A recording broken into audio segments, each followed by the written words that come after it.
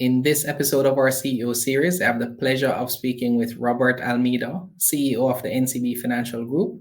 We spoke about his journey to CEO of the NCB Financial Group, his history in finance and business. We spoke about the group's management of fraud, of ATM outages. We spoke about opportunities for improvement. We also looked at issues that would impact both NCB Jamaica users and NCB shareholders. Right, so it's an overall great discussion, one that I think you should watch all the way through to the end because it's certainly going to be valuable to you. And also we spoke about his personal investment philosophy and strategy, right? How he looks at investing, how he approaches the markets, and what opportunities he sees in this landscape as it is today. So thank you in advance for watching this episode. Let me know your thoughts in the comments below, and I'll see you at the end.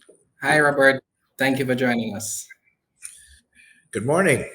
Glad to be here. All right. So let's start with who is Robert Almeida? Who is Robert Almeida? I've been married for about 34 years. I've got two adult daughters, lovely adult daughters, and I've been in the business space for about 40 years now, and have traversed through accounting, food retail, banking, investments, private equity, through a number of different industries.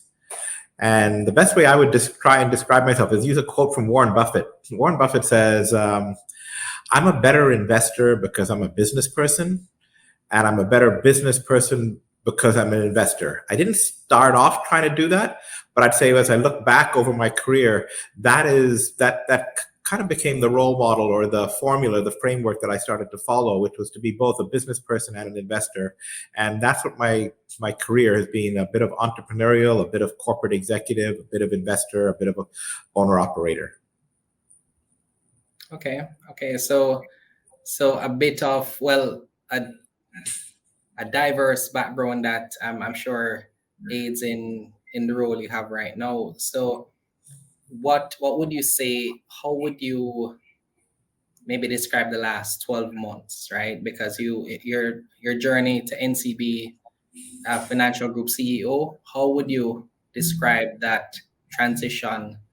So I've been involved with NCB for over 20 years, and it's probably interesting to take a step back here. So back in 2002, when Michael L.E.A.R.N first acquired NCB, that was actually when I met Michael, and we met each other, and he was telling me about. I had the privilege of being introduced to him, and he was telling me about this wonderful bank he had just bought in Jamaica, and he asked me what I thought about it, and I said, basically sounded wonderful, and he said, "Why don't you come join me on the journey? Why don't you come work with me on it?" And I said, "What would I do?" And he says, "You'll help me work on it." And I said, "Well, a bank is a reflection of an economy, and so what we're going to have to do is, for the bank to do well, the country's going to have to do well." And he said, "Can you think of anything better to do with the rest of your life than help a country, and in the process create some wealth?" And I thought, wow, that I had no answer to that question. I keep saying that was like the checkmate question. I had no answer to the question, so I joined. So the journey of the last 12 months is a little bit of deja vu, which is I was very familiar with NCB, but was on as a non-executive director, and so again, Mike would say that the biggest attributes you bring to anything are, the first thing is a fresh pair of eyes and a fresh pair of ears. And so I'd say in the transition, the first thing I brought in, although I'd been involved with NCB for over 20 years, when I stepped into the executive role, I brought in a fresh set of eyes and a fresh pair of ears, and so took a look around, listened, and then you start to add on to that a few other different attributes in the framework. So it's a fresh pair of eyes and a fresh pair of ears, and then a problem-solving attitude. And that's always been, when I talk about my career, it's always been about saying, sometimes we look around for problems, because it's in solving problems that you create value. So if you walk around looking for perfection, it's very hard to add any value. But if you walk around saying, where are things not perfect and how can I help make them a little bit better? So a problem-solving attitude, a connect the dots perspective. NCB is a very large organization, and with many different opportunities, but you have to, sometimes the spots are here and here, and you have to be able to connect one dot to the other in order to make it work. And sometimes you have to connect 5 dots. So the transition is being fresh pair of eyes, fresh pair of ears, a problem-solving attitude, connect the dots, and be unwavering in the focus of, so again, something that I've tried to do my entire career, which is just the align with people and how can I help. And so again, always looking for that thing of saying, where's there a problem? How can I help? And if I can find that spot, then there's an opportunity to create value. So the transition in NCB has been pretty well the same over the last 12 months. There's been a lot to do. I can talk more specifically about some of the things, but it's really been that approach of observe, listen, try and identify where the issues and the problems are, and then take decisive action to fix it. Okay. Sounds interesting. So what were some of the goals that you would have set out for yourself as CEO within the first few months? What are some of the things that you saw? Because you said that there were opportunities that you saw. So what were some of those goals that you set for yourself? Maybe top 2 or 3. Yeah. So the initial start for when I stepped in, there was a bit of a requirement, because there was a bit of an imperative right out of the start. So we had, again, Mr. Lee Chin had been quoted in the "I'm Not Happy" article. There were a few things that were problems. One was we hadn't paid dividends for a number of years, so we weren't serving our one stakeholder group, being our shareholders. And so we had to return back to paying dividends. Our efficiency ratio was low, and we're just about one of the largest financial institutions in the region.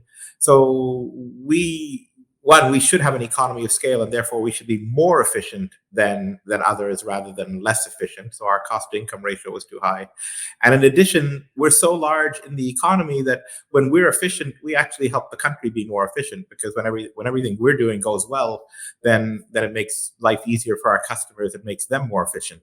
So the efficiency ratio was an issue, and so we hadn't paid dividends. The efficiency ratio, and governance, and we've taken the term of the broader word of governance being self-governance, focus on each person just walking around with a sense of self-governance, and self-governance being embodied by do to others as you'd have them do unto you. So keep on looking at everything in the context of do to others as you'd have them do unto you, and don't do to others what you would not have them do unto you. So trying to keep that in mind and try and get that right across the organization, because the view was that if everybody approached this NCB that way, everything would work really, really well, and we would have no customer experience problems. So we were kind of focused on these things of restore dividends, improve the efficiency ratio, improve the customer experience through better self-governance, and so my objectives were, start was, first of all, we just had to do some cost cutting that didn't really affect the customer.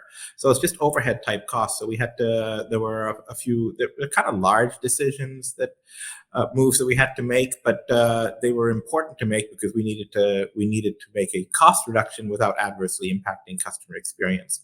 And so that was one of the first things that we had to do.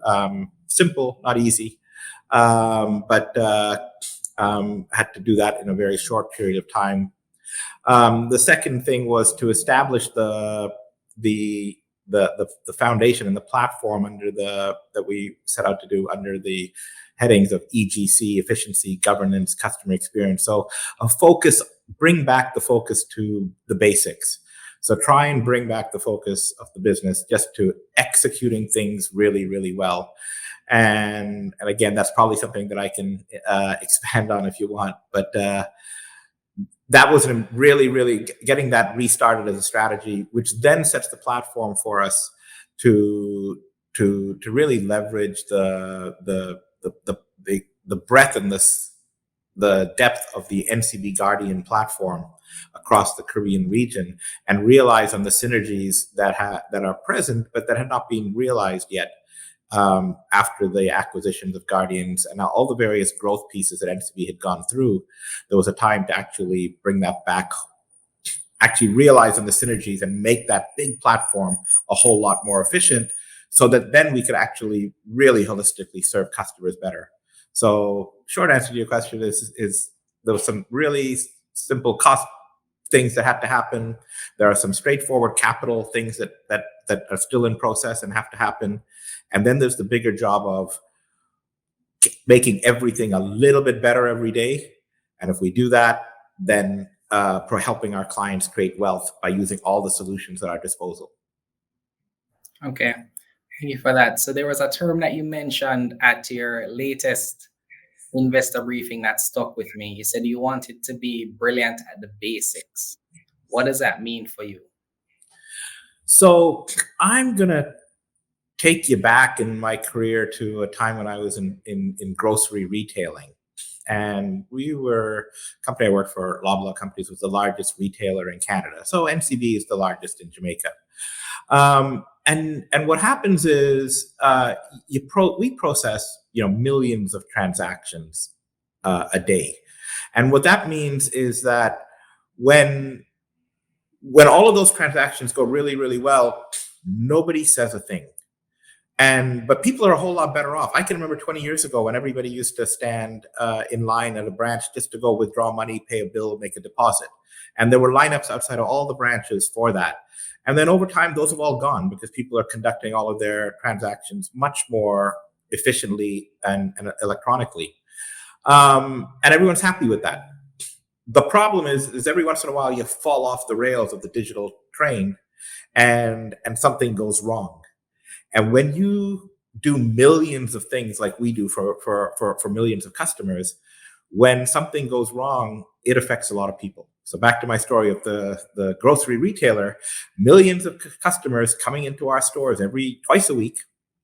And the first experience they would have, you get a shopping cart in a grocery store, and the most annoying thing is when that wheel doesn't turn. So it's like you get a shopping cart and the wheel doesn't turn, and it's annoying as heck because now you have to go through the entire grocery store, and the whole time this wheel is wobbly it's an annoying thing. And you say it's just a little thing. It's not. What does that have to do with strategy of the grocery store? But it happens so many times that it's really important that actually we just had to make sure we were fixing the shopping carts on a regular basis and making sure shopping carts had no wobbly wheels and no wheels that don't turn. And it's a very simple basic, but by being brilliant at that basic, we tremendously improved the customer shopping experience.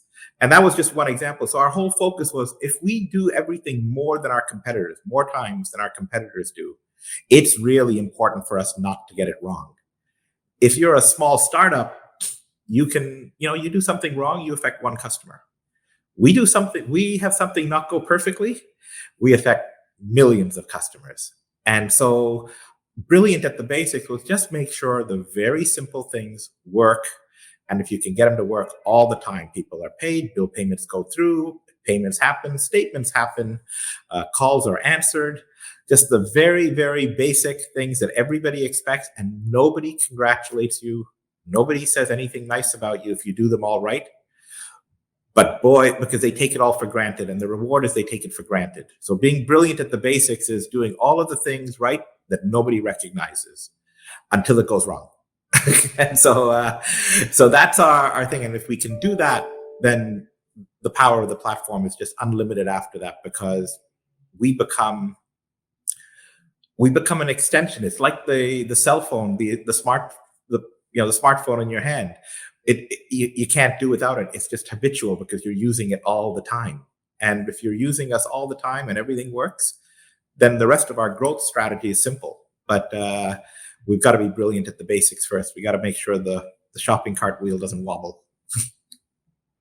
Okay, so that just brings me back to something that my father used to say, and he says nobody thanks you for doing your job, right? So customers expects that will expect that it's just supposed to work. So I can certainly see that, and that's an interesting analogy. I was going to ask you, what do you have in mind? But you alluded to some of those things.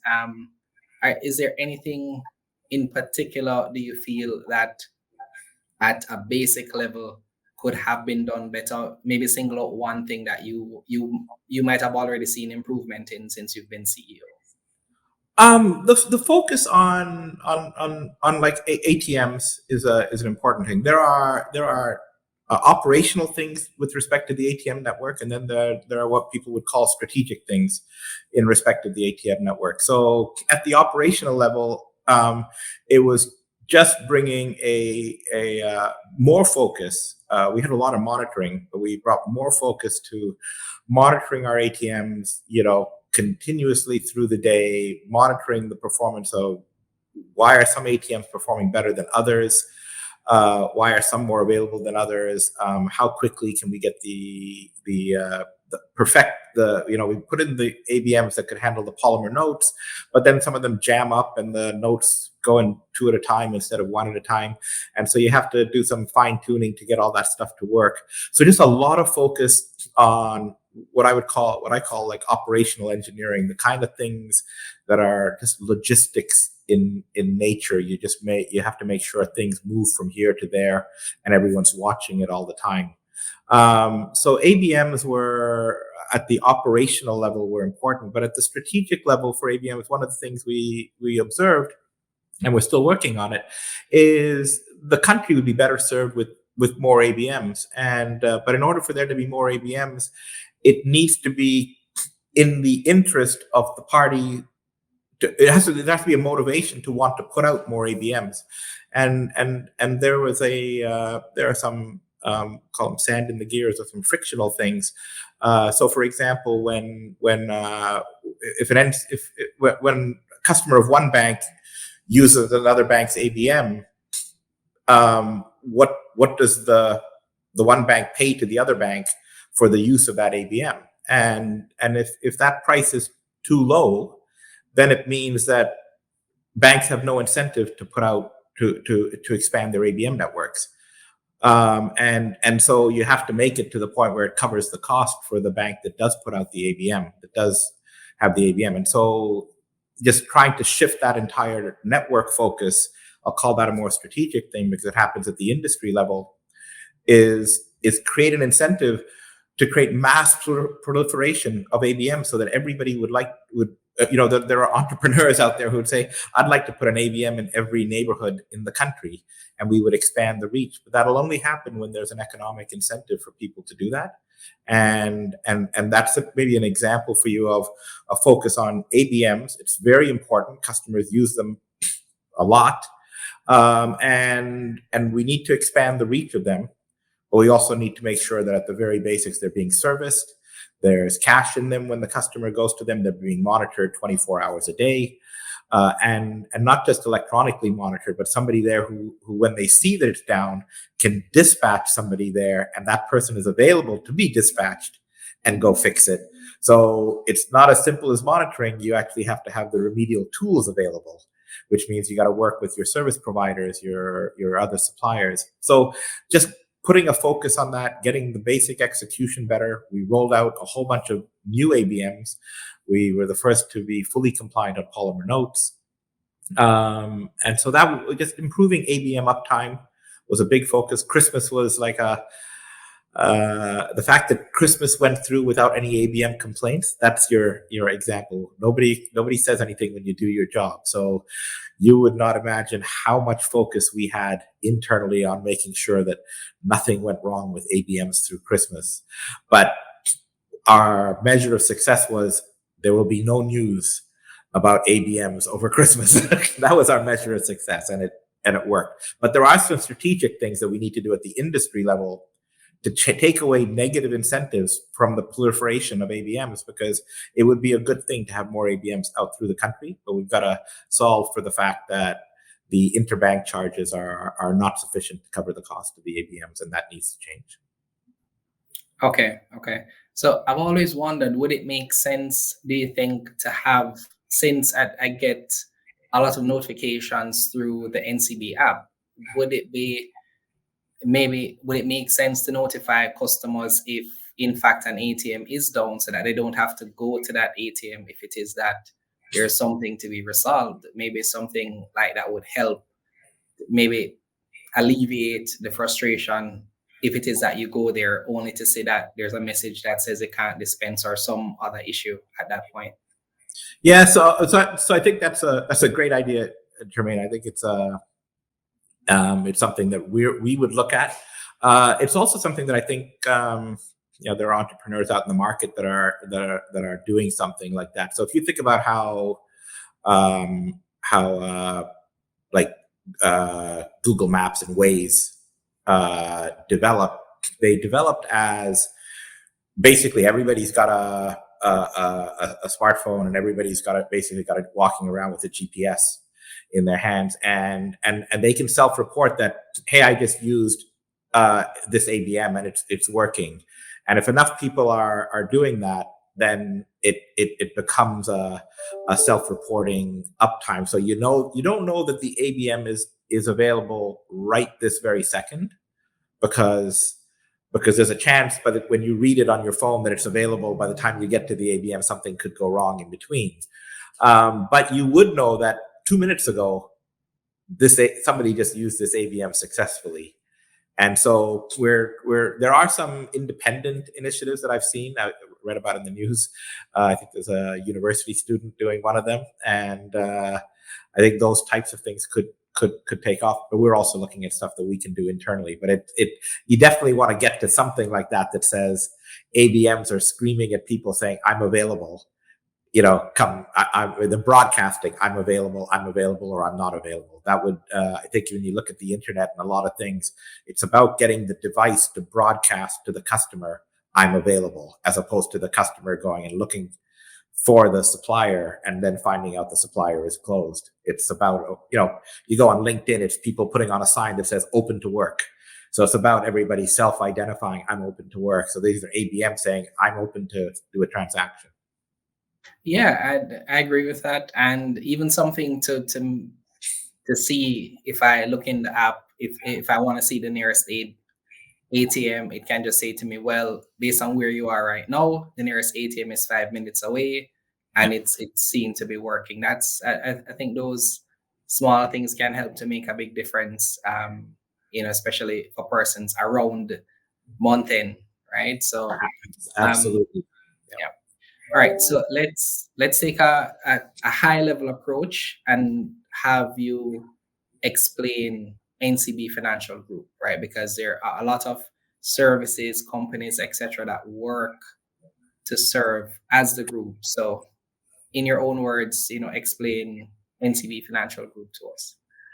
Sure. To explain the financial economy in layman's.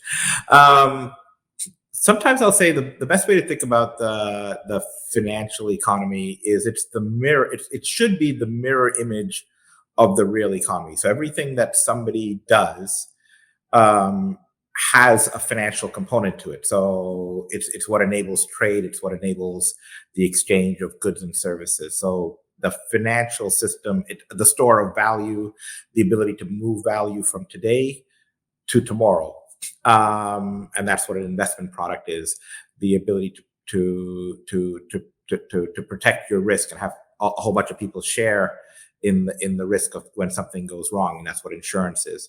So it's the financial mirror image of what needs to happen and what happens in the real world, where as a village we help each other by saying, hey, well, if something bad happened to your house, your neighbors come and they help you out. Well, that's kind of what insurance does in a financial way, right? So if you think about it, that way that says our job in NCB Financial Group, because our breadth is broad, is to help people, help customers create wealth, and they do that by freeing up their time to do things more productively. So we have to help you make your payments. We have to help you be able to have your payroll deposited into your account. Do all the things you need to do for your daily life, and do the financial mirror image of that. That's what NCB Financial Group does. So we take your deposits and we store them for you. We make them available to you when you need it. We help you pay all the bills that otherwise you have to pay to run your house. So you have to pay for your electricity bill, you have to pay your phone bill, you have to pay for school fees, you have to pay all these various things, and we make that job of daily living, which has a financial component. Our job is to make that easier, faster, better. On the business side, well, how are you going to create wealth? Well, I need to have a job. I need to start a business. I need to sell my products to somebody else, collect the money back. I have to buy things from a supplier. How am I going to? I need to buy things from a supplier and sell them to a customer, but I get the money back from the customer later, and I have to pay the supplier today. So how am I going to fund that time difference? How am I going to? And so we provide loans. We provide business loans, working capital loans. Sometimes I have to buy the equipment today in order to produce the materials, the things that I will sell to the customer tomorrow. I need equipment loans. I need all those types of things. And the same for consumers is, today I want to live in a house today because I got a family and I need a car loan for my business, or I need a house to live in and raise my family. But I'd like to live in the house today when I've got the young kids, not have to save up all the money until the kids are older and moved out of the house. Then we don't no longer need the house. So I get to borrow on a mortgage so that I can live in the house today and pay it back over time. So NCB Financial Group, auto insurance, life insurance, health insurance, all the things that help you rebound from a shock. NCB Financial Group provides that entire range: savings products, investment products, risk protection products, payments products and services, advice for businesses, business loans, everything that our goal is to provide everything that is required, that is the financial side of what happens in real life. But to do that in a way that enables real life to get better. Okay. So what would you say is, so you mentioned everything that you could possibly need from a financial perspective.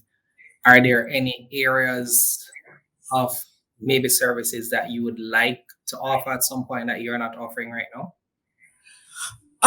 There's probably always things that we'd like to offer that'll make things better. But I think the first thing for us is actually to bring together that holistic perspective that says, Jermaine, how do we help you? Our job is to help you create wealth. Our job is to help you help make you wealthy. So some of it starts with advice, with a framework of what's the formula for creating wealth? What are the best practices? And we could go through a number of frameworks that are necessary. But once you have the frameworks, the next thing you need is we put a quote from Warren Buffett that says, to invest successfully over a lifetime does not require a stratospheric IQ or any type of inside information. What is required is a sound intellectual framework and the ability to keep one's emotions from corroding the framework. And then we would add the third. So you need a framework, you need emotional control, discipline. And the third thing you need access to the products, services that help you do it. And so there will always be innovation coming that will mean that there are new products and services. But first, we have to start with the high level frame, the objective of, I want to create wealth. What is the framework for doing that? Well, if you watched Roxroy Kern in his video, Roxroy says, work hard, save some money. When you save up enough money, go invest it. And things like that. So if you say, I need to work hard, but I need to work hard, but work hard is not enough. I need to work productively. So the question is, how much of my time is spent working productively, and how much of my time is spent just trying to collect the money from people and remove the financial side of it around? That's not value added. The value added part is what I do. The non-value added time is actually the financial processing. We want to make that better. So the first thing is, what's the framework? My objective is to create wealth. Well, what do I need to do? I need to work hard. I need to save some money. So we got to have those products. I then need to be looking immediately. I need to be looking around saying, well, as soon as I got enough, I need to get that money working harder for me. And how do I get that money working harder for me? I need to have that money getting invested according to a good philosophy, an appropriate framework. So now I need investment advice. And boy, I better protect myself from some shocks, because what happens if there is a storm? What happens if I have a health problem? What happens if I get sick? What happens and I need some insurance? What happens if I have a car accident? If something happens to the house, I need property insurance. I need to avoid the cycle of life that says every time something goes wrong, I cycle right back to zero. What I need to do is I need to say, well, I went up and then something bad happened. I fell a little bit, but then I keep on going up. And then I fall a little bit and I keep going up. I have to avoid the big drop, and insurance helps that. So I think the first thing I'd like to do is, like I said, brilliant in the basics, but then bring that holistic perspective to people that says, let's get on a plan. Can we be your trusted advisor to help you create wealth, to help you get wealthy? And if we can do that one at a time for people and businesses, it adds up to then the entire country, then the entire region. It aggregates to creating wealth for the country. Great, thank you for that. So let's talk a bit about how, as a group, you're able to increase or add shareholder value, right? So what would be your take on how, as a group, you can get to a place to enhance shareholder return? So shareholder returns are very simply a function of two things, right? And really a function of one when you think about it sustainably. So if you think about it from a sustainable perspective, to add shareholder value, you just have to keep on solving more problems for customers and doing it more efficiently. So a strong, just like I said to start off, you're walking around looking at somebody, say, what are your problems? What are your challenges? What are your difficulties? We want to come up with a solution for that. And the second thing is, we need to make sure we are, especially given our scale, we are the best, the most efficient in the market. And if we do those two things, our revenues will go up, our margins will be good, and our customers will have low costs. So, and if our revenues are growing and our margins are good, shareholder value is created. And if revenues go up, that's a sign that customers like what we're providing to them. And if the customer's cost per transaction, cost per unit is going down, it means we're actually adding value to their lives.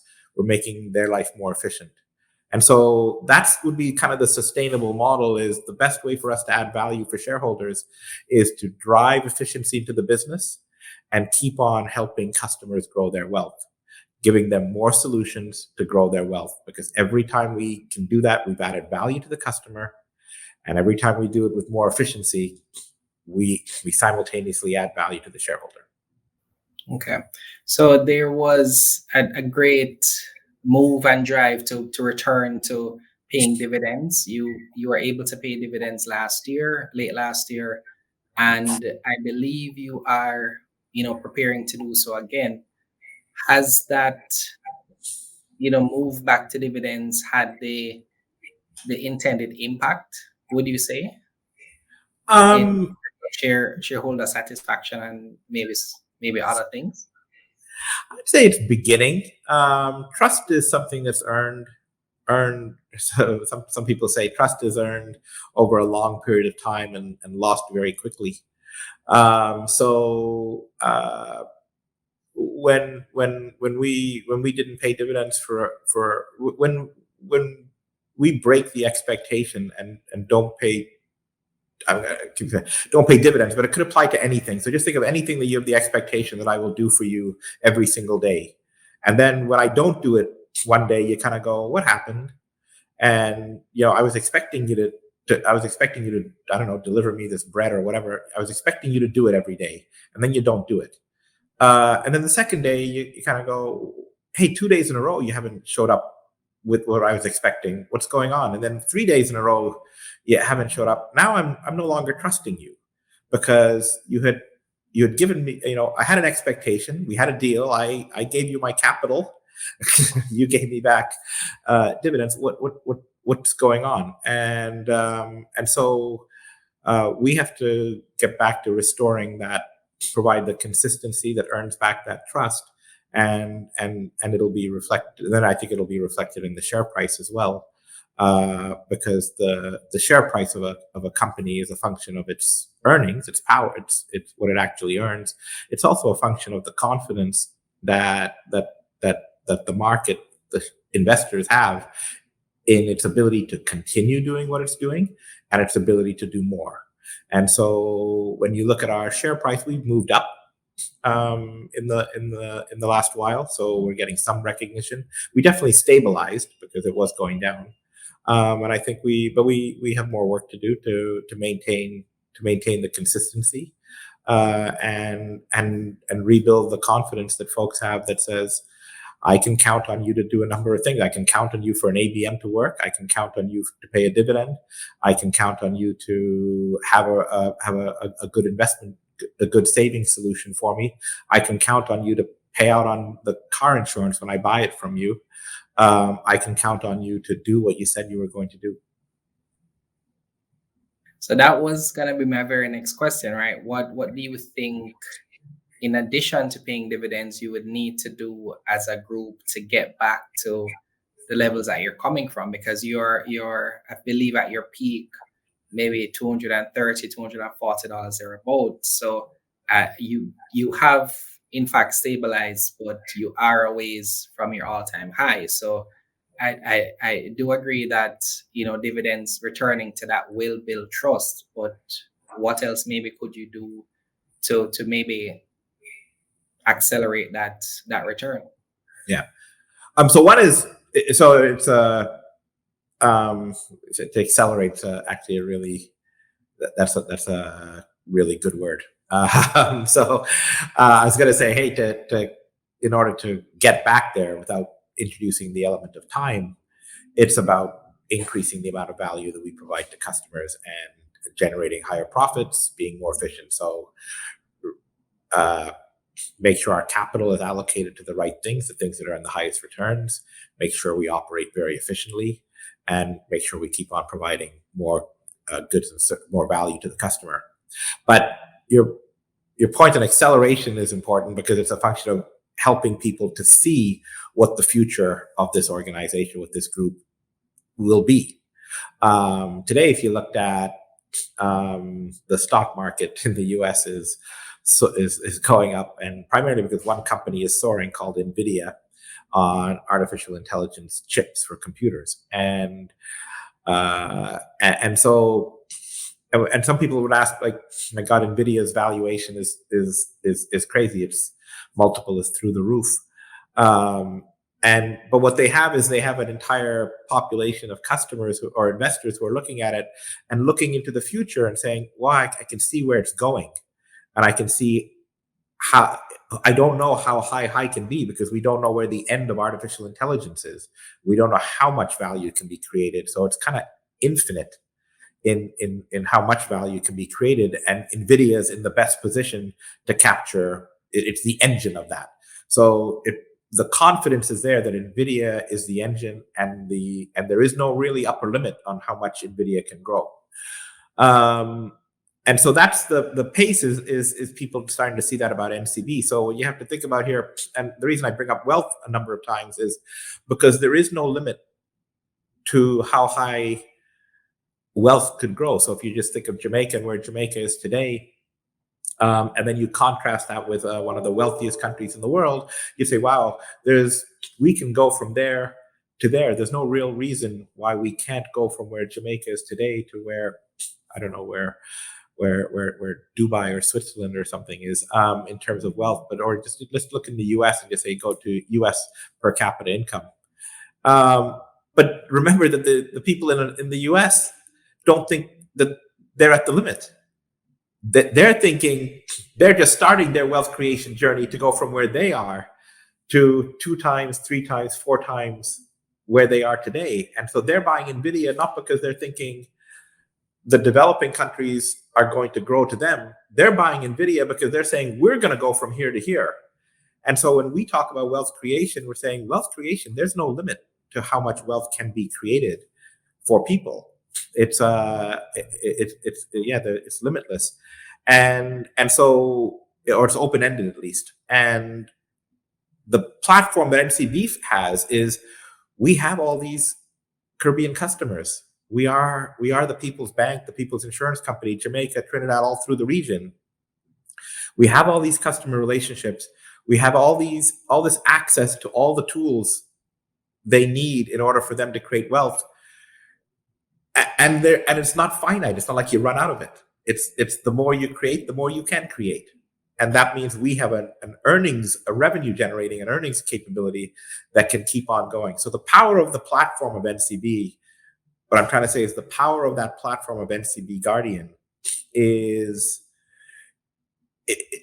it's because it's got this massive customer base.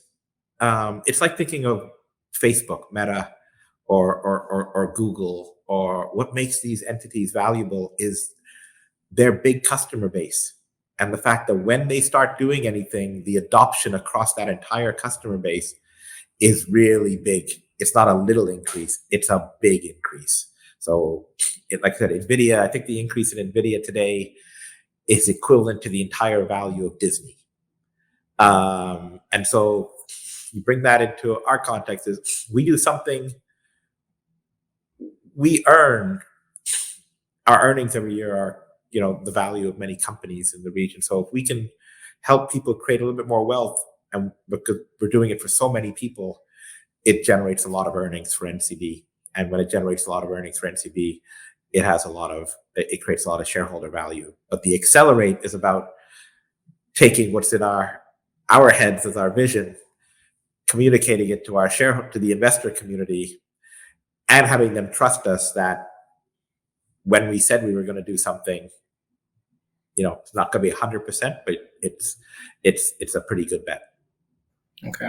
All right. So let's shift our focus to your latest set of results. So you'd have had your investor briefing to speak about your Q1 results. I won't go through the results per se. I just had a couple of questions coming out of watching that investor briefing. So what are some of the strategic initiatives you'd say that led to that improved performance that you saw? First and foremost, as I mentioned, it's the cost. So at this stage, what you saw in that first quarter was you saw the benefits of the initial cost reductions. We took out about $8 billion of expenses in the group, and you saw the benefits of that in that first quarter. We recently announced the sale of NCB Cayman, and we've done some other things to basically try and free up capital that we can then reallocate to better uses. Some of those better uses are paying down some debt, and other uses are supporting the organic growth of our businesses, because our businesses are growing every year on their own and need more capital. So we're doing so, but what you saw in that first quarter really was just, it's very much baseball terminology, first inning. It was really the benefit of the cost reduction. That's pretty well all you saw in the first quarter. What will start to come in the subsequent quarters is the focus on the efficiency of operations. That'll come in more slowly, and it'll start to come in over time in quarter by quarter. More discipline in pricing will also keep showing up. Much of our business is set based on the decisions that were made 2, 3, 4 years ago. It established what the profitability of the business is today. To change as we adjust our products and our pricing and the mix of our business, we'll see that as the profile of the business changes, but it changes a little bit at a time. 5-10% a year of the business is the rollover business. The other part stays static year over year. So that'll come in over time, should come in quarter over quarter, and then the capital part we have to complete some of these transactions. So we've announced the sale of NCB Cayman, but we haven't realized and closed on it yet and actually reallocated that capital. So that'll also come in the future, the benefits of that. So I would say very simply, the first quarter that you saw was really a function of some very decisive actions, but they were the kind of actions that you take and they happen right away. And then all the other stuff we've talked about is the stuff that will grow quarter upon quarter going forward. There was also something else that you mentioned that I was quite interested in. So this is something that we see for the US markets quite often, and it's the giving of guidance. I thought that was interesting. What are your thoughts on that? When can we expect to see those guidance and estimates about how you'll perform? And what's the impact or the expectation that you're hoping it will have? I'm a believer in I mentioned like trust and confidence rests at the core of our business, and it rests at the core of our relationship with our shareholders. And so how do you have trust and confidence is when I tell you I'm going to do something and then I do it. And if we do that over and over and over again, we have trust and confidence. And that shows up then that customers, when they want to choose somebody to do business with, they choose based on trust and confidence because they have more confidence in us to deliver. And it's the same thing with shareholders. There needs to be more confidence to deliver. But it starts with telling people the trust is built when I tell you what I'm going to do and then I do it. If I just do it, but I never told you I was going to do it, I don't have that step up in trust. It comes by having the confidence to tell you what I'm going to do and then delivering on it. And so a long way of saying I believe in the idea of guidance. I think guidance is a good thing. You hope to never miss your guidance, but it is guidance. And I think it's a good thing because you want to more often than not allow people to count on you to achieve the guidance you provide. So I think we need to get to the point of giving guidance. What I've tried to do so far is communicate my mental model, take what's in my head and say, here's what I'm looking to do. I'm looking to say capital should be earning a return on equity of around 15%. That's what we're looking to do. That I think that's a good sustainable. If we can get 15 to 20, that's good. I think when you get much above 20, it's not really that sustainable. So I think for a financial institution, if you can get into the 15 to 20% range, we're in a good place. To do that, we probably need to be in a cost income ratio that starts to get down to about 60%. And so we want to migrate from about 80% down to about 60%. We're on our way. When you do those things, I say we want to keep growing. So if we pay out half of our earnings in dividends, then you can kind of do the math and say, oh, what that'll provide is about a 7.5% return, of equity will get paid out in dividends. And if you work all that through, you'll start to come down to things that saying, oh, well, that probably means that you're looking at earnings in around $10-ish per share and dividends in the $4 to $5 per share.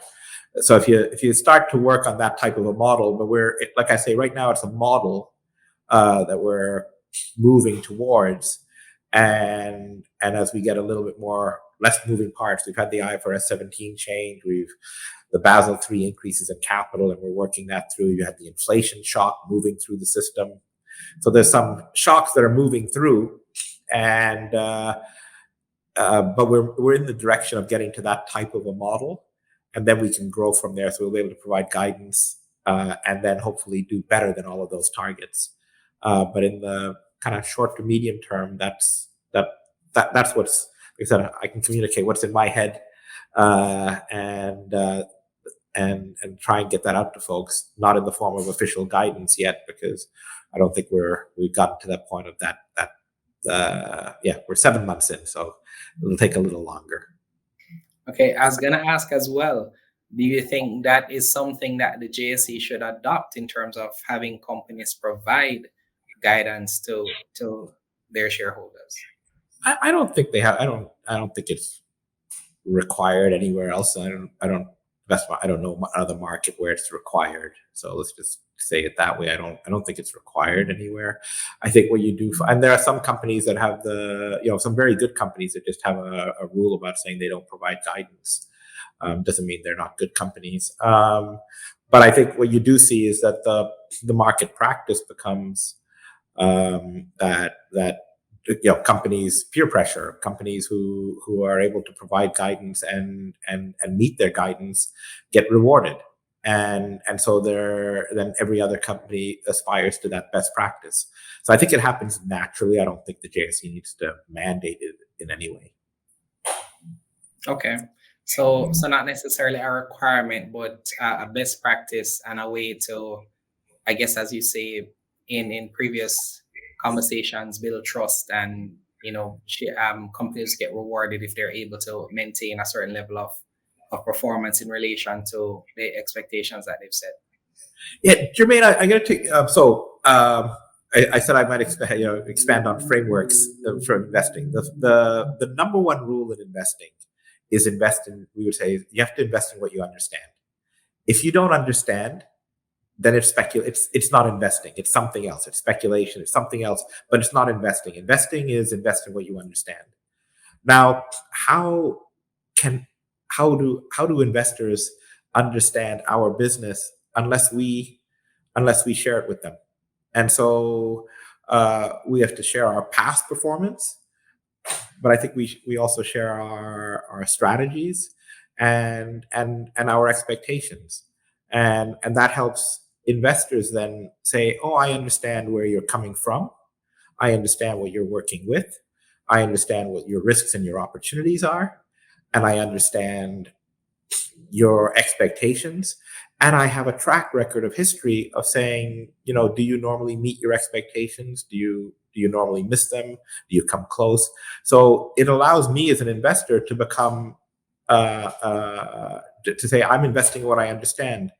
And we believe that that's the core of investing, and that's the core of wealth creation. So to the extent that we believe that investors should invest in things they understand, then when we're on the other side of the fence as the company that's seeking the investment, it's our job to make sure that we give them as much information as we can to help them understand. And so I do think it's a best practice, because it comes back to that rule of invest in what you understand. And if a company is a black box, you don't know what they do, you don't know how they make their money, then you have no way of knowing what to expect for the future. And when you buy a stock of a company, you're buying the future, you're not buying the past. I agree. And it's interesting you said that, because I've heard or seen companies take the position that they don't want to share too much because they're concerned about giving up their competitive advantage. I always side on the perspective that I need to know as an investor where you're headed, because that's what I'm investing in. It's not the past, it's where you're going. So the more you tell me, the more confident I can be, and then the more likely I am to stay for that journey. But if you don't tell me anything, I'm not going to be able to invest with confidence. So it's always interesting to see that balance being struck, because I do see companies that take the initiative, share as much as they can, and be clear and transparent about their goals. And there's some that you see nothing, you see no detail. It's bare bone reports, and I'm wondering how do investors know what to do as it relates to that company? Because the more you share, the more confidence I have as an investor. So I'm fully agreed with you there. Yeah, so, sorry. No, go ahead. I was going to say, I'd add on to that, which is the people always say, like, what's your competitive advantage, right? And there are if you rely on it's not like a pharmaceutical product or something like that where there's a patent on it, and there are things where there are patents. But otherwise, when you look at businesses succeed based on execution, and um, they to know my strategy is. I'm typically not afraid. If somebody figures out my strategy, it's not a real problem. The difference is you have to be able to execute it. Let me give you two sports analogies. One for those who follow basketball and the Golden State Warriors. When they introduced the 3-point play in basketball, you didn't have to be a genius to figure out that if every time you took a shot at the net, you took a 3-point shot instead of a 2-point shot, you'd probably come out ahead winning. So the strategy was to take more 3-point shots than 2-point shots. So, you say, hey, there's my strategy. But not hard for everybody to copy. The difference is the Golden State Warriors went out and got Steph Curry and a few other people who scored more 3-point shots than they missed. And or more than others did anyway. And as a result, they won. They won on execution. Football, you can play a passing game, but a passing game really works. A short passing game works if people can pass perfectly.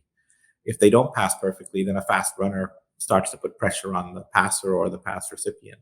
So it comes down to the execution. So to that point about, hey, I don't want to divulge my strategy because competitive advantage. I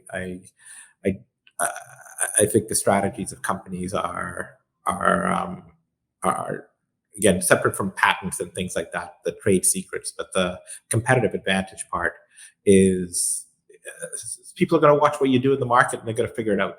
So the time to copy in an AI world, the time to copy is like a second. So people can copy very, very quickly. You have to be able to execute better. Fully agreed again. I am a Golden State Warriors fan, so it's perfect analogy there. And I do agree. I think it always comes down to execution, because I think the risk that companies face there is that they lose the interest of their investor, because you're not getting that information, right? So, all right. So I wanted to talk about the future of the NCB Financial Group. Are there any plans for inorganic growth? Maybe in addition to some of the things that you've said that you're going to do already to accelerate that growth and return for shareholders? So keep saying in the short term, inorganic growth would not be a big part of what we're looking to do. We have this great platform of NCB and Guardian across the region, banking and insurance across the region, and they don't actually overlap very much. So where we're big in banking, we're not big in insurance, and where we're big in insurance, we're not big in banking. And so just working, and then we've got this wealth management arm that is underpenetrated, because, as I said before, not only one is it underpenetrated, but as the wealth in the region grows, there's a lot more opportunity to grow. And we've already got the customers, because we provide the customers with their banking, we provide the customers with their insurance solutions. So our focus is about bringing the entire breadth of NCB to the customers, and there's an enormous amount of potential just in that alone. So the last number of years, when you look back in time, and NCB was about expanding its regional footprint. That was a big part of what NCB did, and its product footprint. So growing in the insurance side. Having done that, the job now is about harvesting the benefits of that. So making it more efficient, bringing it all together to fulfill the promise to the customer of saying, hey, I can give you a seamless experience for all of your financial services. So it's still a promise. We're not there. We need to do that. So that's the really big opportunity in the short, medium term. And having said that, inorganic growth, this is an industry that where scale matters. the capital requirements, the compliance requirements, the fraud prevention, like the amount of money we spend on systems and software to maintain compliance, to maintain security is substantial, and you need to be bigger in order to be able to afford those tools, and so more and more it'll keep being a scale game, and as such, over the medium to longer term, inorganic will have to return into our focus. But for the short to medium term right now, we're just focused on executing on everything that's been assembled over the last decade. Okay.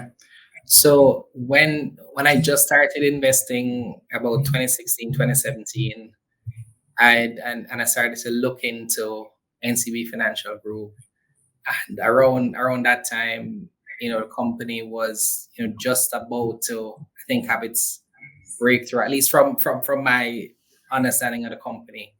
And then I started to hear talks about NCB potentially listing on the New York Stock Exchange. I haven't heard those talks in a while. Is it still something that was it a rumor? Was it something that you've always planned to do? What can you say about potentially listing internationally?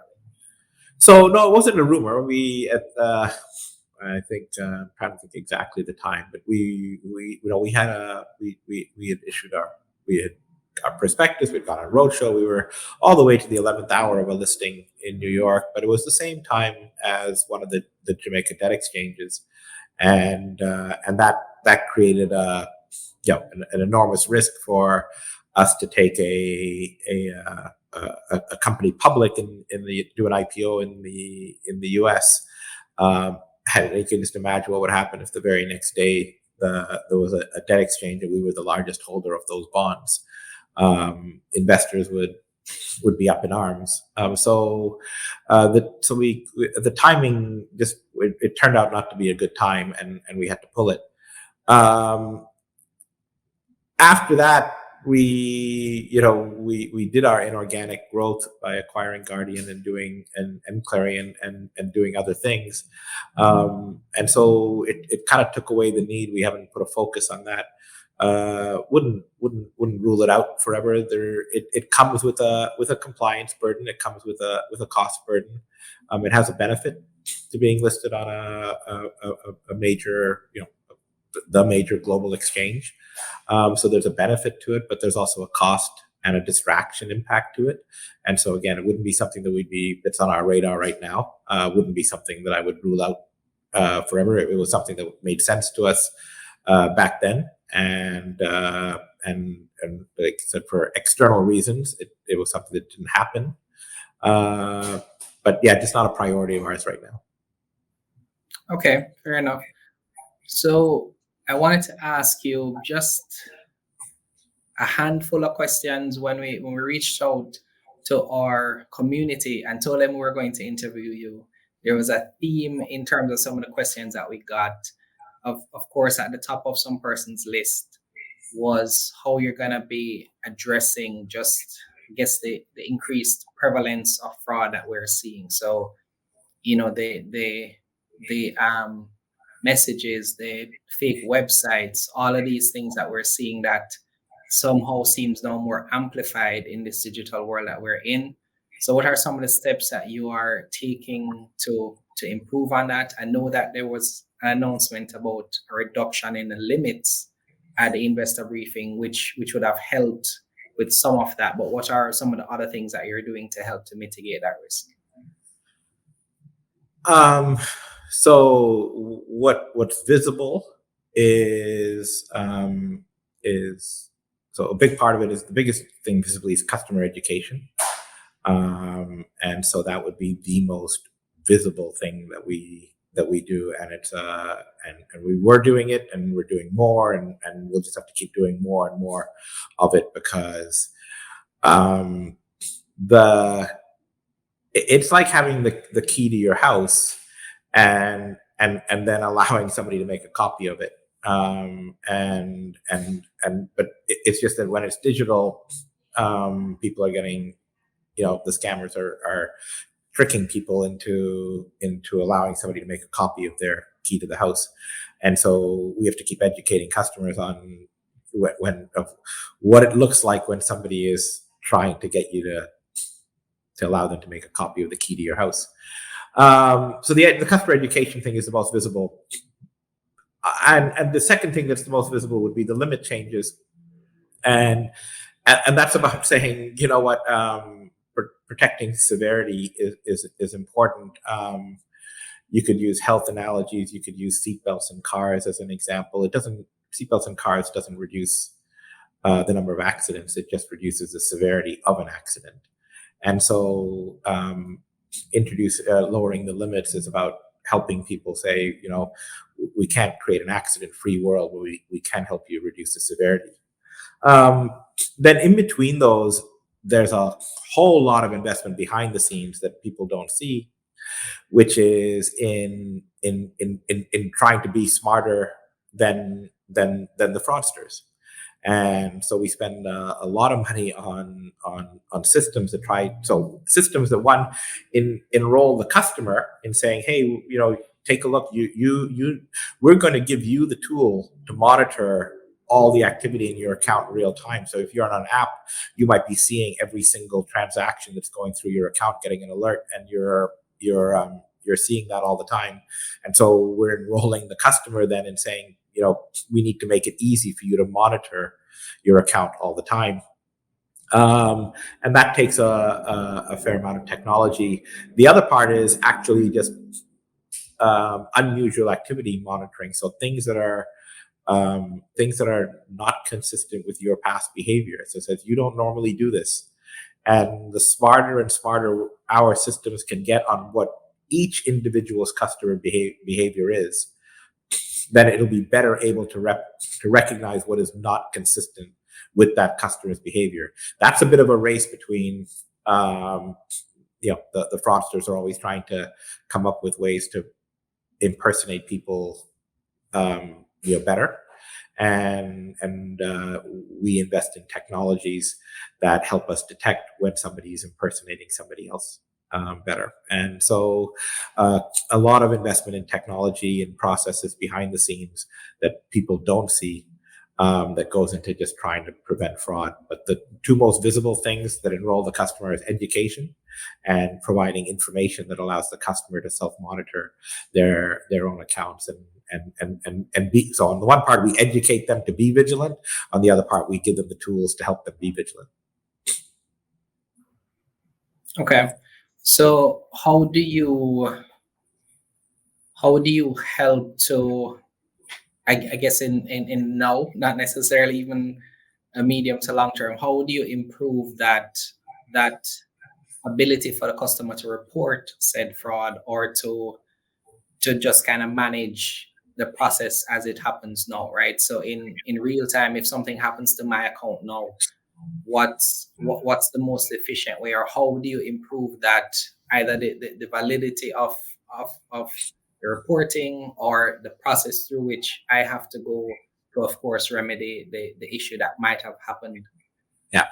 So yeah, no, that's a great question, Jermaine. Like it's saying, you know, the beauty of the electronic world is when everything works well, it's fantastic. It's so easy for all of us. The convenience is great. The problem is when it stops working, and in this case, it doesn't stop working because it just didn't work. It stops working because you have to turn it off because somebody has hacked in or somebody has done something where they've compromised your account, and now you're cut off from that electronic access. And one of the other areas that we're very focused on is on the speed of remediation. So one is back to that idea, like we notify you, you have an easy way. I mean, right now you can call. We're trying to take the approach more of in some cases where, like I said, with the limits, where we're actually putting the block on first, and then you as the customer have to request for a limit increase. So just change that a bit more. Otherwise, it's about making sure that when there's if your account's being compromised, that we credit it quickly, and and we remediate and help you out with that. Get your account back into a working order as quickly as possible and faster than we have been. And so our focus is on speed of remediation, so reduce severity and increase speed of remediation. Okay. So the last question I'll ask about this is there was a recent report about an NCB employee. I won't get into the report, but how do you address now maybe measures or controls from an internal perspective to protect your employees, your customers, etc.?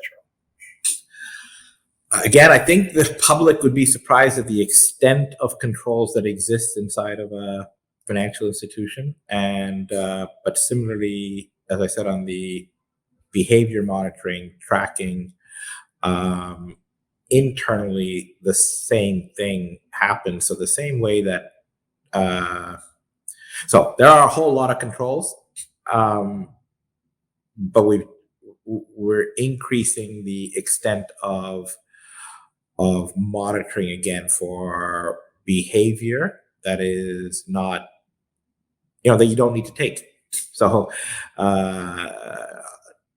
to illustrate a bit, it would be like saying you don't need to have clicked on that account or on that website, and you did. So you can imagine the extent of, in the extreme, that's what one is trying to get to, is to get to the point of saying every time an employee is looking at information or touching information, there has to be a way of knowing that it was absolutely necessary, and there is continuous tracking so that you can enable full forensics. And that, again, requires more technology. This kind of goes back to why I said it's a scale game in financial services, because every one of these tools costs more money, and we keep on putting on more of these tools. You will hear more about NCB, you'll hear about more about NCB fraud than others, just because we're bigger than everyone else. Our fraud incidents our data would show that our fraud incidence levels on a per customer basis are lower than the industry. And we would expect that because we invest more money in fraud prevention than most, because we're bigger than most. So we do that. We have to do more. So there are more tools, again, that we spend on every single day. Hardly a day goes by that we're not investing in some new tool to monitor both internal and external fraud. So I was actually going to ask you if you thought just the reporting may be skewed, because I do think the same, that maybe you hear more incidents sounding like it's coming about NCB simply because you are in the position that you're in. So I'm happy that you said that. So I'm gonna shift focus now, ask you a little bit of. And just to punctuate that last point, we have 300 ABMs. When we're at 90%, if we're at 95% service availability, 5% of the ABMs are not available. That's 15 ABMs. We have 15 ABMs unavailable. People notice 15 ABMs unavailable. You can imagine the number of customers that are impacted by that, and that's not good. Yeah. 15 ABMs is more than a number of financial institutions have in total. So if another financial institution had, so when they have 3 ABMs out of service, it's a 30% out of service. For us, it's just we have more ABMs. So at any point in time, we probably have more ABMs that are out of service because they don't even have that many ABMs. So we probably have more ABMs out of service at any point in time than other banks have in total in their fleet. Similarly, we will have more customers experience fraud because we just have a lot more customers than everyone else. So then the question would be then, how do you manage that, right? Or is it just something that you'll have to accept that at times you may come off as just, having to go through all of these things and experience all of these, I guess, perceived issues or challenges? Is it just a consequence of being a leader in the space? It is a consequence of being a leader in the space, but that that doesn't give us a free pass. The consequence of being a leader in the space goes right back to that idea of the strategy of being brilliant at the basics. The benefit of being a leader in the space is you have the economy of scale. The benefit of being the leader in the space is you're the best known, you have the biggest reputation, you have all these advantages of being the biggest in the space. The double-edged sword is more eyes are on you, more people experience you, so we will get held to a higher standard. We will get, in the regulated world, we will get held to the standard of being a SIFI, a systemically important financial institution. We will get held to a higher standard, and that's not a bad thing. Back to that conversation about if we want to build trust and confidence, ultimately we'd like the customer to hold us to the highest of all standards, higher than they hold anyone else to. And if we can deliver on that, then we've got a real competitive advantage because we are delivering to a higher standard. So yes, we are held to a higher. There's a challenge of being the leader in the space. You get this when things don't go right. The perception hit is hard. But I wouldn't want a free pass on it. I would say it's a challenge to us to make sure and to set our strategy that says the core of our strategy has to be brilliant at the basics, because the consequence to us of not being brilliant at the basics is a perception hit that is bigger than it is for anyone else. So we have to be brilliant at the basics to please the customer. We have to be brilliant at the basics so we're not trying to manage negative perception all the time. Okay. So I wanted to ask you some questions about Robert, the investor, right? Okay. So what type of investor are you, and what informs your investing strategy? We have a set of frameworks. There's a number of frameworks. So when we're investing, I told you the first rule is invest in what you understand. So again, Warren Buffett would say there are errors of commission and errors of omission. We don't mind being guilty of errors of omission. I missed NVIDIA. I wasn't a shareholder. I'm not a shareholder in NVIDIA, and not because people didn't recommend it to me, but I didn't do it. So guilty of the error of omission. I didn't understand NVIDIA. I don't understand chip makers. Want to try not to be guilty of the error of commission and avoid that by investing what you understand. The second piece is we look for two frameworks. One is preconditions for investing. So I mentioned that we walk around looking for problems. So the three preconditions are: I want to invest where there's a perception reality gap. Because if there's a good reality and a negative perception, then if I pay the price based on the perception. When the perception catches up to the reality, I make all that upside. And so I want to go look around for where there's a perception reality gap where, and Jamaica, the reason we're down here investing is we keep saying the perception of Jamaica is sun, sand, and sea. It's not the mecca of investing. People say, oh, go to Dubai, the financial center or something. But saying, no, if you actually come and you're on the ground in Jamaica, you'll see all the business opportunities. You'll see the wealth creation opportunities that exist here. And the perception is not as good as the reality. Even the crime reporting and the advisories for tourism and things like that, they're completely inconsistent with reality. So we look around for a perception reality gap. Second is inefficiency. I'm looking around for something that says, oh, you know what? They have an inefficiency. And when they fix it, boy, their stock price is going to go through the roof. So I'm looking around for inefficiencies. And the third precondition looking for is things that are not everybody is buying. And that's probably, worked against me on NVIDIA because everybody was buying.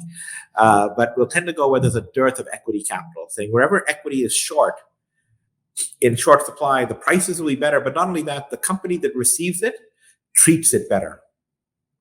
Case in point, NCB. We recognize, having gone through the last number of years and then not paying dividends and losing the confidence, the answer is, you know what? Capital and shareholders' capital is not something to take for granted. And therefore, we need to treat it better. We need to pay it a dividend. We need to do this because we cannot take shareholder capital for granted. And yet shareholder capital is the lifeline of the financial services industry. Without shareholder capital, there is no financial services industry. So it's the lifeline, it's the oxygen that's necessary. And then you don't, when you're not rewarding it, you've taken it for granted. So the three preconditions are we're looking for saying, I want to invest where whoever receives my money will treat it like, thank you so much for giving me that money, and let me make sure that I reward you back. Where they have an inefficiency that they can fix and therefore create better returns, and where there's a perception reality gap. So that's one of the big investment philosophies that we subscribe to. The other one, really quickly, is PPP. So predict, plan, and persevere. And so sometimes this applies a little bit more to private investing than public shares, because the main point being is you can have a great idea and execute it terribly, and it will not be a good investment. It was still a great idea, but it was executed. When you can predict that says, oh, I think this is, I have a high degree of confidence. Sometimes we'll say demographics. I have a high degree of confidence that everybody that's 30 years old today will be 31 years old tomorrow. And if I can figure out what 31-year-olds do tomorrow, then I know that all the 30-year-olds I should buy that and sell it to them tomorrow.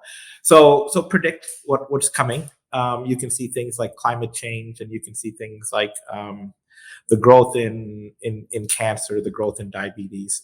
These are things that are just inevitably going to grow with aging populations. So it's not hard to predict those things. Then you have to make a plan for, how do I capitalize on it? How do I not capitalize in a bad way, but capitalize in a good way, capitalize by serving it. And then third, make it happen. Because the persevere part is sometimes you have to create the market. And if you look at somebody like Elon Musk or something like that, you can have a vision of where electric cars are going. You can have a plan, but then you actually have to persevere, and you have to make sure you get all the charging stations out there. You have to create the industry in order to sell your products into the industry. And so we look for businesses that have the ability to create the market, that have the ability to actually create the market that they're telling the world is coming.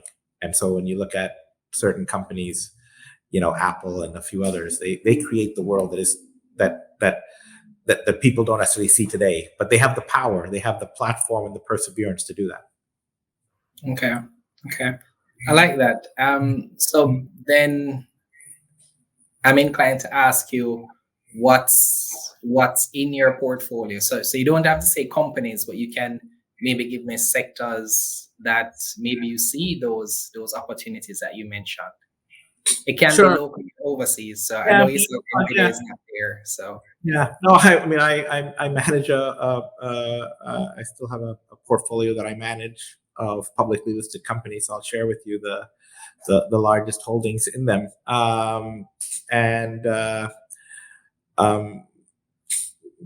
Good news is the top names are what they now call the Magnificent Seven. So at least 4 of them. So I don't have NVIDIA, so I missed that out of the Magnificent Seven. But got Apple and Amazon and Meta and Microsoft and Google. Those would be in there because again, we're looking at a business that is a strong business, right? We use it. I mean, one of the things when I say invest in a business, you understand. For the longest time, I didn't invest in Meta because I wasn't a Facebook user. And then as you see that you look at your children and they're on Instagram all the time, then you just say, okay, well, I may not be a Facebook user, but everyone else is. And you can see how they use it. So those are in there. I mentioned, so those are just great companies in long-term growth industries, very good cash flow. The kind of things that you would say is good, solid companies with big moats, very hard for somebody to come into their space. Then I look for and on the financial side, JP Morgan, MasterCard, again, electronic payments, MasterCard. You really have a choice of 2, MasterCard or Visa. Why MasterCard? Because actually, quite frankly, because MasterCard's more active in Latin America and the Caribbean, and I get to see more of what MasterCard's doing than I see what Visa's doing. So that's a reason why I feel I got a little bit more information intensity of what MasterCard's doing. There's a company called Brookfield, and Brookfield, we believe that asset management, wealth management is probably the best industry in the world, and Brookfield's just does a masterful job of asset management in infrastructure, in real estate, in so many different ways. They're masterful in the asset management space. Brookfield is great. And then the companies, interestingly, it's a North American portfolio, but I invested in the North American companies that are present in the Caribbean. So as an example, one is Parkland Fuels. One of the companies that got sold into Parkland was actually a company that's near Portland in Canada, near our office. The Hogarth family sold their business, but Parkland is the company that bought Sol Petroleum in the region, and bought GB Group's petroleum businesses down here. So Parkland.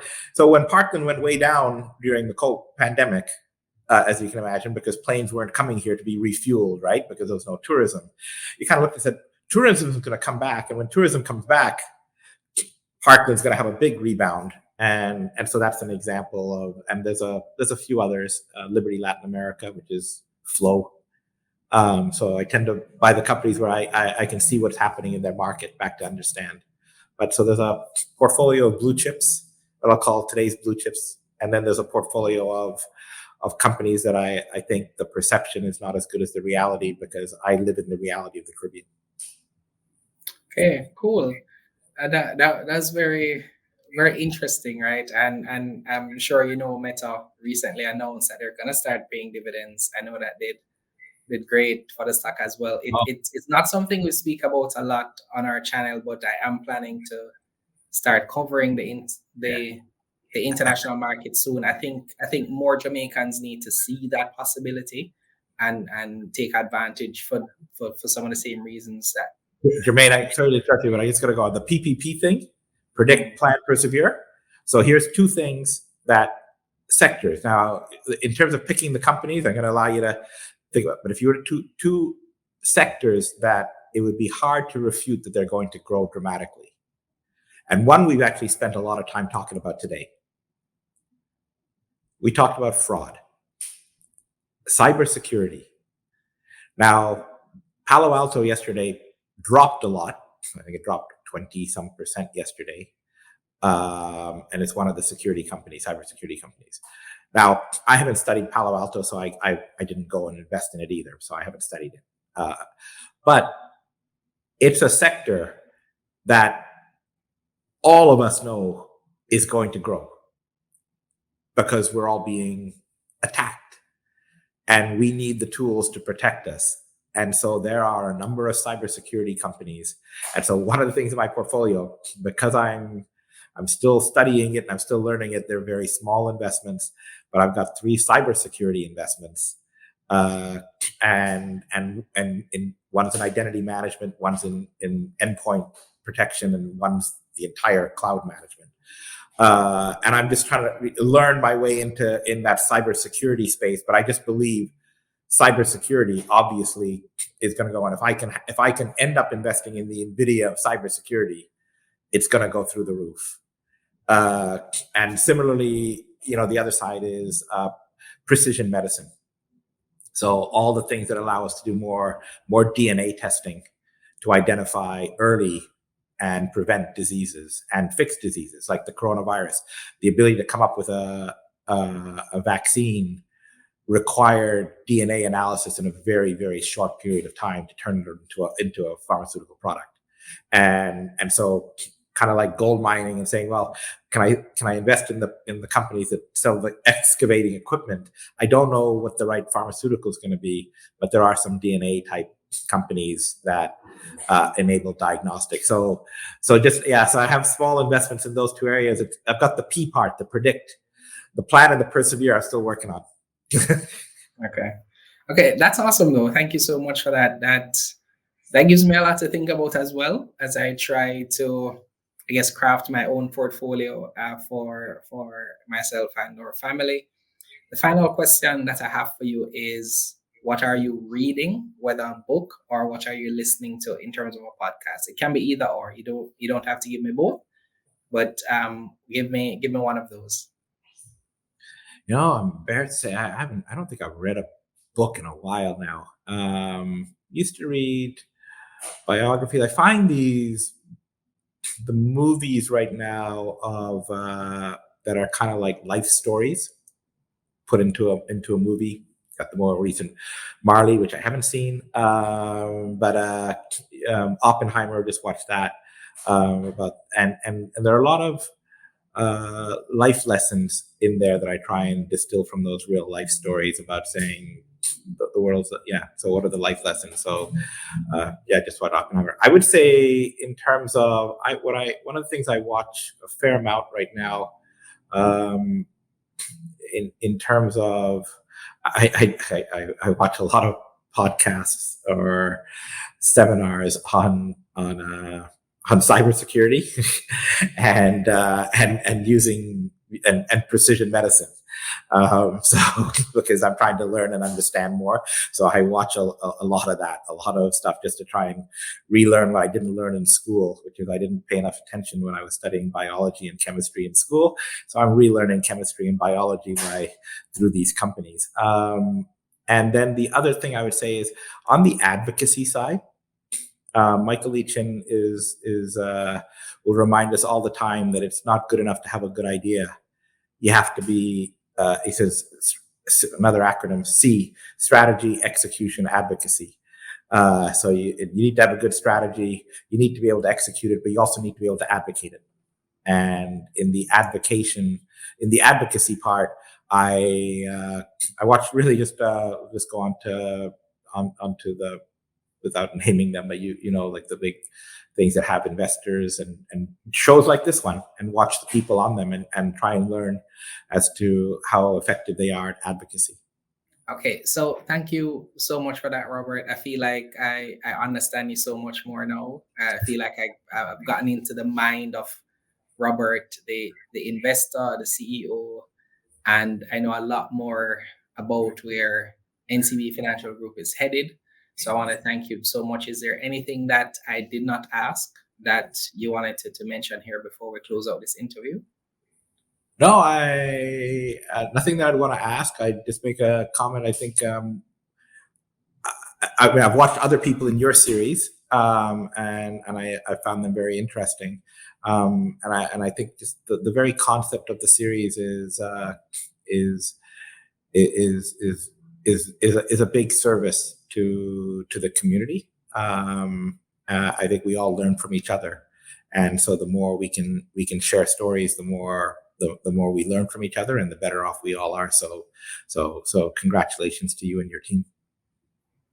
Thank you so much for that. That means a lot. The fact that you watched another episode, that means a lot to me. It's something that, as I mentioned to you, I think we would, as investors primarily, be more confident in the companies we're investing in if we knew the founders or the CEOs a lot better, right? It goes back to the same conversation we're having, where if we have more confidence, and that will reflect in how that company is traded. So we thought it was just a gap that was there. I saw that an opportunity to just hear the stories of entrepreneurs, of CEOs. And so it takes participation. So thank you so much for saying yes to the interview. And thank you for that feedback. It really does go a long way. Oh, thank you. All right. Thank you so much. Learning is the key to successful investing. And who doesn't want to invest in some way? Here at L.E.A.R.N Grow Invest, we focus on financial education, all with the aim of sharing our knowledge on personal finance, investing, and building wealth.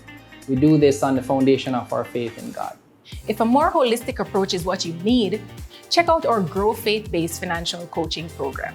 Find out more about us at learngrowinvestclub.com and follow us on all social media platforms at L.E.A.R.N Grow Invest.